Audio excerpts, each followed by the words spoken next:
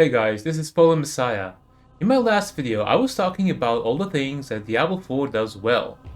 I wanted to start the year on a more positive note and highlight things that are great and that work really well.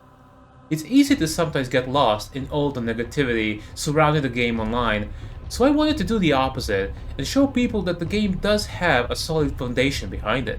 With that being said, now it's time to flip the script. As fans of the game, I feel it is our duty to talk about things that don't work quite as well, that could be improved upon significantly, all the pain points in the game that prevent it from being as good as it can be. ARPG market is probably the best it has ever been. There is Grim Dawn, Last Epoch, and Path of Exile breathing around Diablo 4's neck, and Blizzard cannot afford to be complacent. So without further ado, here are my top 5 things that Diablo 4 needs to improve. But as is often the case with my videos, I will not only identify all the things Diablo 4 is falling behind on, but also offer my own concrete suggestions on how to make them better. Take my suggestions with a grain of salt, however. The dev team will surely do things differently based on their own resources and experience. But they're meant to be more of examples of good practices than anything else. So, let's get straight to it. Number 1 on things that needs to be improved is Nightmare Dungeons. In one of my previous videos, I was talking about getting the maximum out of your Nightmare Dungeons. What that really meant was filling an entire stash tab with Nightmare Dungeon sigils, and then searching them to see which one is a whisper at the time. The idea behind it is to maximize your dungeons by making sure you only do them when they're a whisper. That way, getting both the dungeon loot and the whisper caches at the same time. If this seems bothersome to you and something that shouldn't be necessary, you're absolutely right. I think the entire concept behind Nightmare Dungeons needs to be heavily redesigned. There are a lot of dungeons in Diablo 4 that the dev team spent a lot of time crafting. I think it's an interesting experience and that they definitely have their place in the game. But there are a couple of main issues with the Nightmare Dungeons. The biggest issue is this whole thing with normal dungeons versus nightmare dungeons. You have your garden variety dungeon that doesn't really do anything, which you then have to transform into a nightmare dungeon to really get the benefits. That's one step too many. You never have any reason to go to the regular dungeon for any purpose. They're absolutely useless. With the advent of torment difficulties, at least we no longer have the absolute clusterfuck that were the nightmare dungeon sigils before the patch 2.0. Not only were they divided by the monster level, they were also divided by difficulty. So you had your sacred sigils for World Tier 3 and ancestral ones for World Tier 4. It was a mess. But the reality is that the whole turn your dungeon into a nightmare dungeon mechanic is quite simply outdated and should have no place in this game any longer. Players shouldn't be forced to sift through various dungeon sigils and fill out their stash tabs. Instead, every dungeon should be a nightmare dungeon, by default. My solution is quite simple. Once you hit any of the torment difficulties, all dungeons are automatically tormented, and you can simply play whichever you feel like.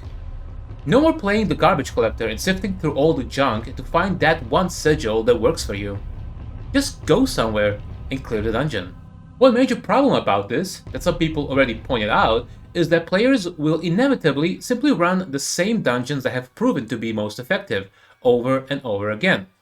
And in a game where you have hundreds of dungeons, you want the players to interact with most of them. There is a solution to that as well. Have 10 dungeons around the map that are empowered. These so-called empowered dungeons provide a multiplier to XP gain, up the site, and the like. They are random and they change every hour. Players will have an incentive to do them first, keeping the experience fresh. They will also have an incentive to go around and complete the Whisper dungeons, as they no longer need to choose between getting up the site and Grim Favors. Another problem with Nightmare Dungeons is that, at the moment, they're entirely optional content in the game. With the patch 2.0, they have been redesigned with more exploration in mind, giving masterworking materials instead of glyph upgrades. I love that change, but the main problem is that there are already several better ways of getting the same reward, mainly the Infernal Hordes and the Undercity, which is far superior in terms of up the site gained.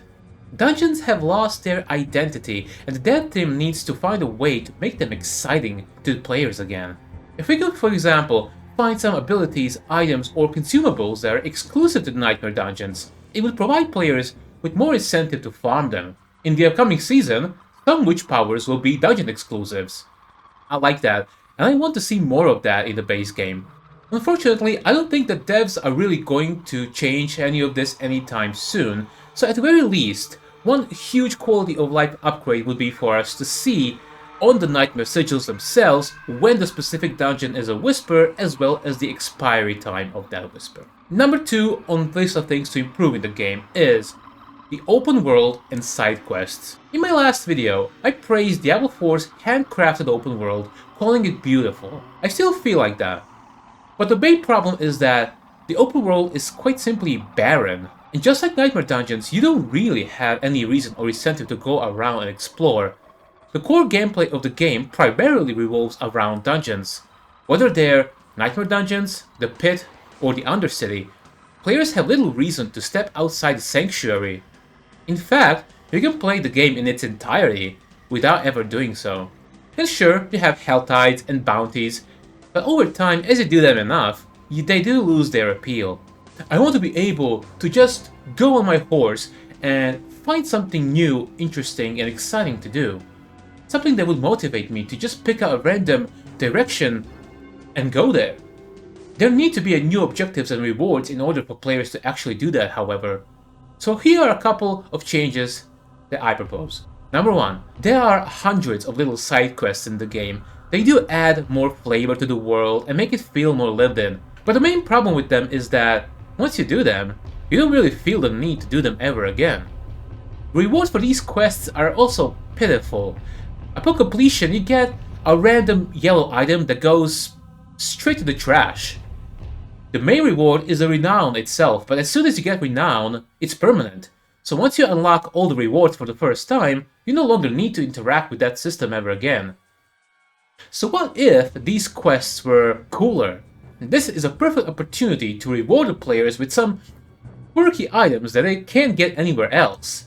These items don't have to be game-breaking at all. What if, for example, after you complete one such side quest, you're rewarded with a staff that spawns a treasure goblin every 10 minutes? Or maybe a cool hat that, as long as you wear it in a Nightmare Dungeon, increases your Obducite rates by 50%. Or maybe it just makes you look cool by giving you a very unique transmog.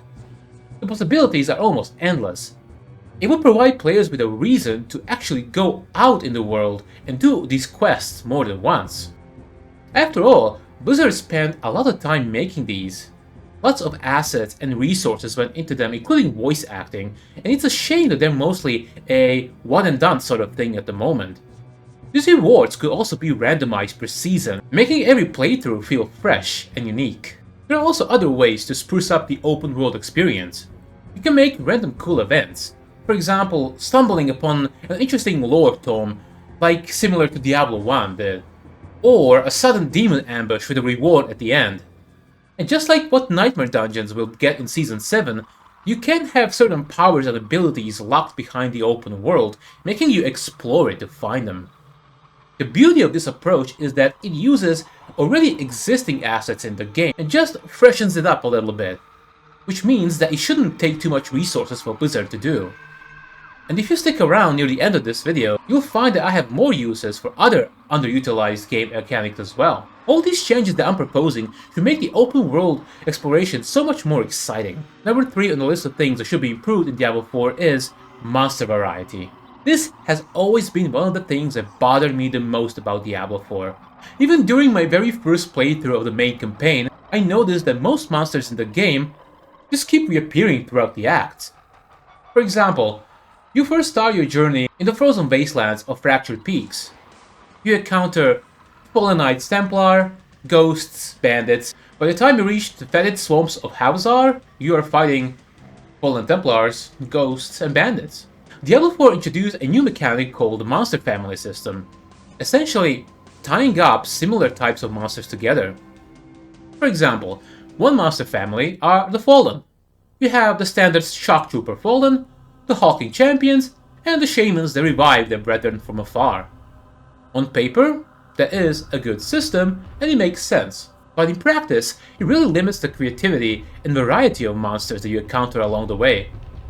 If you want to introduce something weird, wacky, but fitting to the location, you have to tie it to a certain monster family, otherwise the idea just gets scrapped. What further exacerbates this problem is the sheer size of Diablo 4. Compared to the previous games of the series, the main world of Diablo 4 is, at very least, 2-3 times the size. So, not only do we have a system that already limits the variety of monsters in the game, but the very size of the world makes it that much worse.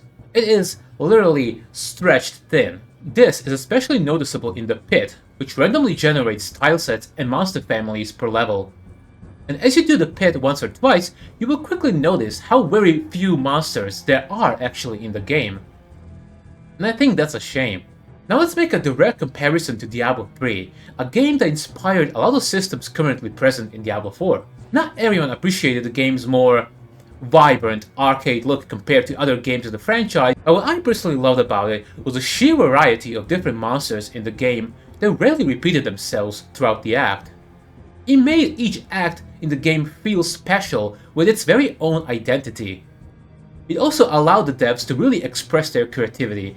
For example, in Act 3, there is a monster that towers over the citadel and spits out demons at you that you have to fight, like a living demon tower. Or in Act 4, giant demons with sledgehammer hands that have a deadly bind-up attack.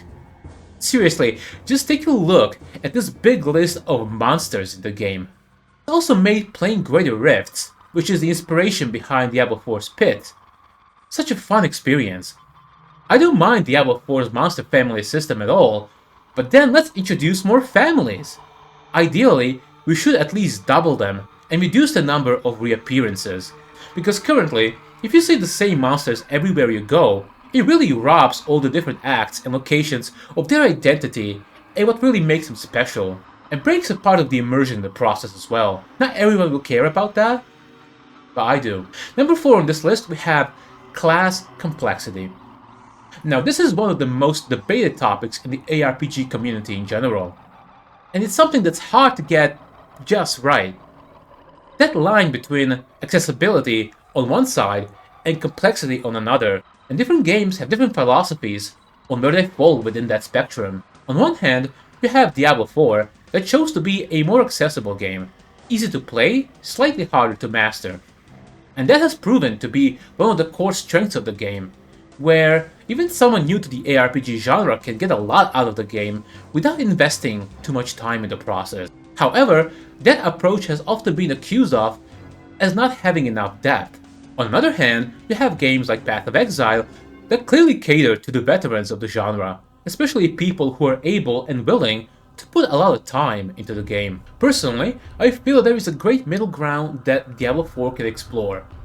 For example, a lot of games have a class subspecialization. You could, for instance, select a druid, and then, after reaching level 60, specialize in an elemental druid, granting you more bonuses, more skill trees, and synergies. Or the way a game like, say, Green Dawn handled it. First, you select your main class, and down the line you select a second class, effectively creating a hybrid. Another way to increase the class complexity is to expand on the existing Paragon system. I'm generally a fan of what Diablo 4 did with the Paragon. I like selecting different nodes and making pathways. However, with the patch 2.0, Blizzard limited the number of existing Paragon boards to 5. Their reasoning behind it was that players were simply rushing to get as many glyphs as possible, ignoring legendary Paragon nodes in the process. While that is true, there are ways to work around it. For instance, you can make selecting a legendary node in the board a prerequisite to moving on to another board. That way, they are not neglected, but also enable the players to select as many boards as their Paragon points allow them to. And with that in mind, I will also increase the maximum Paragon level to 400. One other way that Diablo 4 can increase the depth of the late game is through items. Unique items in particular should be more build-defining. We have seen some good changes in that direction over the past couple of seasons, with some items like Fractured Winterglass really changing how the class is played, but we need more of that. A good unique item completely turns the game upside down and provides something new and exciting.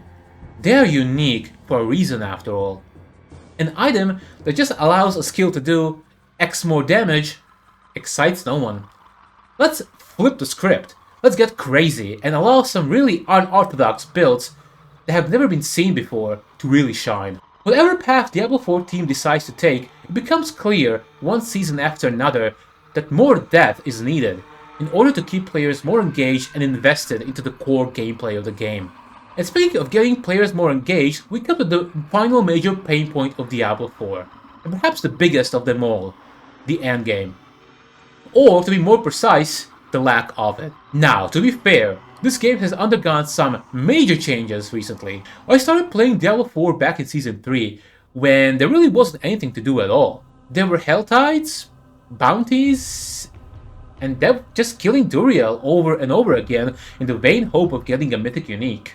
And that was it. The game felt really empty at that point, especially after what I thought was a great main campaign. Then slowly but surely, season after season, we started getting more and more activities and things to do.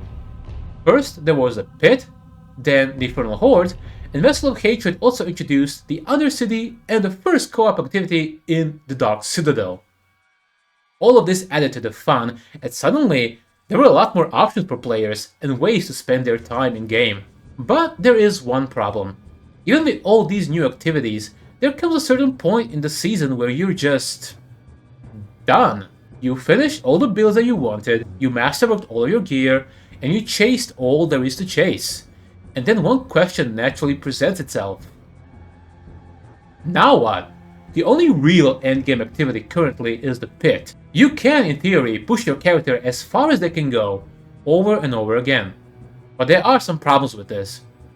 First of all, you will eventually reach a plateau where you can progress no further. Furthermore, there is no real reward or incentive for you to do so. The game rewards you pretty much the same whether you're clearing Pit 100 or 150. There also aren't any official leaderboards, so even bragging rights are out of the picture. This game needs more. A different kind of challenge with exciting new rewards that can have players occupied throughout the season. So, here is my suggestion. A map system similar to Path of Exile, except instead of a randomized instance, we can use another underutilized game mechanic, which are strongholds. I like strongholds. I think it's clear that the dev team took a lot of time to try and create something interesting and fresh. I like the little quest lines in them, they're fun, and you learn a little bit more about the world and its people. I like that they have objectives and things you need to accomplish. But, as with a lot of other things on this list that I already talked about, the main problem with strongholds is that they're simply not necessary to do more than once. Other than grabbing a waypoint or two, you simply have no incentive to revisit them again, which again is unfortunate. I do find them cool, but not cool enough to do season after season after season. So I propose the following. There are a total of 18 strongholds in the game. What if we had maps that can drop as a rare find? Each map would be tied to a random stronghold. And they would have different tiers of difficulty as well, which also increase the reward. By consuming the map, you are teleported to that stronghold, and the content will be much harder than the base game. You can also further modify them by adding more objectives that you need to do. This will be yet another way to use already existing assets in the game, but in a completely different way, making them more fresh. The rewards would have to be really worth the effort, of course. Maybe some unique items that change the build completely, exclusive only to that challenge. Maybe mounts, titles, and transmogs as well. This is of course just one suggestion. There are so many ways to create endgame to Diablo 4. Whatever they may be, they need to do several things however. Be repeatable, offer enough variety, and ramp up the difficulty. Do you have your own ideas on how to add more endgame content to the game? Let me know in the comments. Now before I finish the video, here are just a couple of more honorable mentions or things that I'd love to see in the game. One great feature that is present in Diablo 3 but not in Diablo 4 is Rebirth. What Rebirth does is it takes your non-seasonal character and makes it into a seasonal one, saving you a hassle of making a new one. It saves the same name, sex, and class, but of course you still start from zero. Any existing items are mailed to your non-seasonal inbox that you can claim to your stash. The lack of Rebirth feature is even more annoying in Diablo 4 because, Unlike in previous games, in Diablo 4 you can customize your character's appearance. So if, for example, you already hit the character limit, when you want to play the season, you would first need to delete a character, then make the exact same one yet again, and customize it in the exact same way if you want to retain the way your character looked. It's very annoying. Devs have confirmed previously that they are looking into it, but we don't really have any dates so far. Another good thing to add is something similar to the Coraggio Cube in Diablo 2, or in other words, a deterministic way to craft your own items. Also, what I'd like to see is the ability to give items to our mercenaries. They could be a specific class of merc-only items, for example, with effects that would also benefit us. And finally, more stash tabs. Always more stash tabs. And there you have it, guys. These are my top 5 things that the game needs to improve upon to really become a definitive ARPG experience, in my opinion. Do you agree or disagree? Did I miss something crucial? Let me know down in the comments below. Also, these videos take a long time to make, so if you enjoy them and you'd like to see more, please consider subscribing, as it really helps a small channel like mine. Anyway, that's gonna be it for me. Thank you guys so much for watching. I'm Fallen Messiah, and I'll see you in the next one.